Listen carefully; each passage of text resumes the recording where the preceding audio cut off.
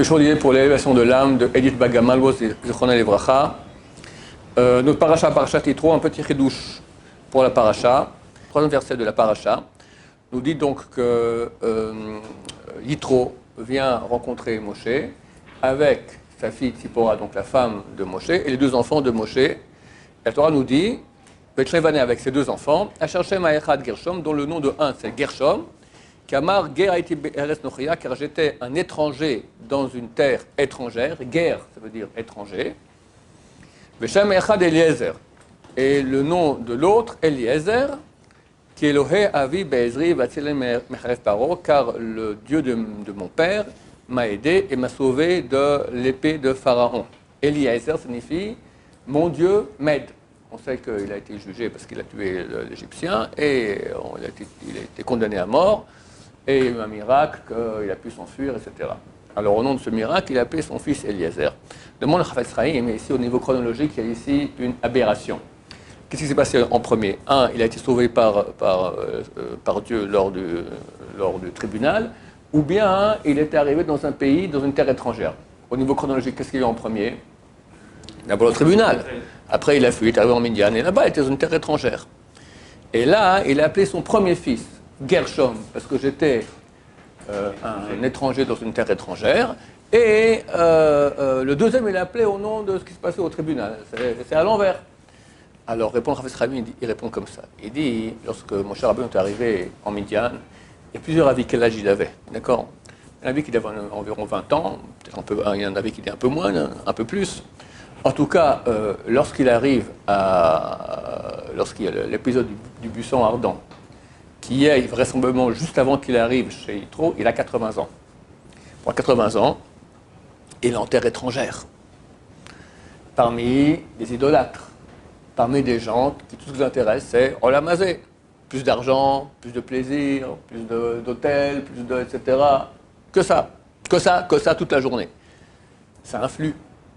Il a peur d'être influencé, il est tout seul, 60 ans, il bosse, il essaie d'être Oved Hashem, mais t'es entouré de gens tordus.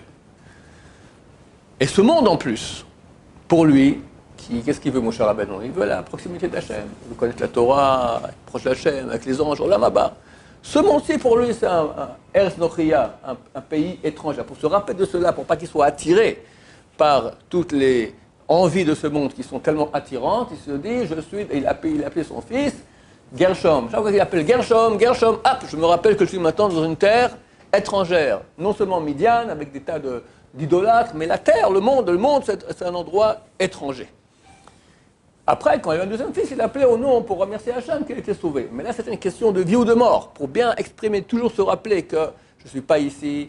Comme on raconte l'histoire de Chafetz Chaim, est archi connu cette histoire-là, mais je raconte quand même parce qu'elle a à voir avec cela. Il y a un riche monsieur qui va voir Chafetz Chaim, il va le visiter à Radin. Il rentre dans sa maison et il voit rien. Une table de bois, deux chaises qui tremblent. Moi-même, je me souviens que je suis allé chez le Rav Shach, d'accord, c'est le grand de la génération. Il n'y a rien. Un bureau comme ça. Un lit de camp, je sais pas. Ceux qui ont la chance d'aller voir le Rav Shteman, encore moins. Lui avait une maison. Le Rav Shach, c'était nouveau. C'était vite, mais nouveau. Le Rav Steinman, c'était une maison qui a été donnée par la Sortnout quand il est monté juste après la Seconde Guerre mondiale. Il n'a rien changé. Les murs pelés encore comme ça, un truc vieillot. Le grand de la génération est là-bas. Le monde tient sur ses épaules. C'est extraordinaire. Alors le riche, il rentre là-bas, il dit, mais je comprends quoi, là, vous n'avez pas des meubles, des machins, quelque chose.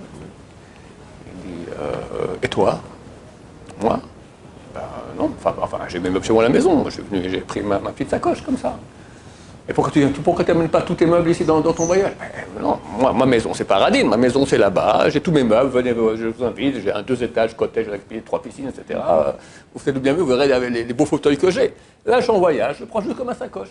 Ça me le dit, moi aussi, je suis en voyage. Ma maison, elle est là-haut. Je suis ici juste de passage. Qu'est-ce que je dois de maison d'avoir tous des meubles, etc., etc. Donc, mon cher Rabbeinu voulait se rappeler que ce monde-là, c'est Eretz Nochia, un monde étranger. Sans cesse. Donc il appelle son fils Gershom. Je me rappelle que je suis ici dans un pays étranger.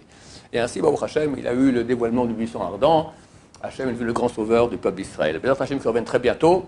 Mon cher Amel, où c'est marqué Mashehaya ou Sheye. C'est écrit dans l'Ecclésiaste, dans Kohelet. Mashehaya, ce qu'il y a eu, ou Sheye, ce qu'il y aura. Rabbeinu Ari dit que tu prends les Rachetevot, les premières lettres de Ma Shehayahu, c'est Moshe. Ce qu'il y a eu, il y aura. Mashiach il revient, c'est l'âme de Moshe avec l'âme du roi David qui revient dans Hachem. On espère pour ce mois de Nissan, Bezrat Hashem. Baruch Adonai, l'olam, amen, amen.